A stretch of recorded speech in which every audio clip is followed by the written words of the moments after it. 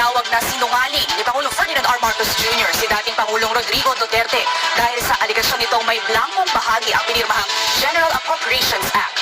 Ang detalye sa balitang pambansa ni Clazel Pardilla ng PTV Manila. He's lying. He's a president. He knows that you cannot pass a GAA without with a blank. He's lying.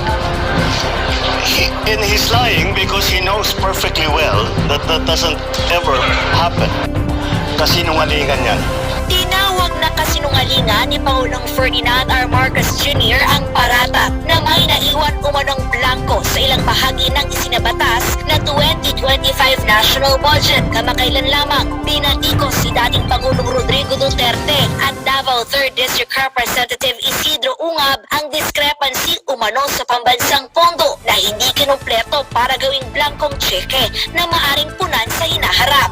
Sa kasaysayan ng buong Pilipinas, hindi pinapayagan na magkaroon ng item ang GAA nang hindi nakalagay kung ano yung project at saka ano yung gastos, ano yung pondo. Hinikayat ni Pangulong Marcos ang publiko na tingnan ang website ng Department of Budget and Management para mapatunayan na kasinungalingan ang ipinalulutang na impormasyon.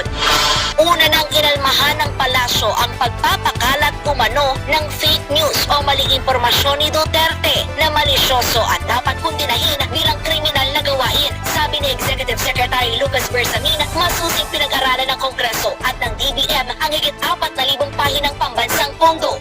Siniguruan niya ng pamahalaan na walang puwang o maiwang proyekto, programa o aktibidad na walang pondo bago lagdaan at gawing batas. Nanawagan ng palasyo sa kampo ni Duterte na maging responsable sa kanilang aksyon at iwasan ang pagpapakalat ng maling impormasyon.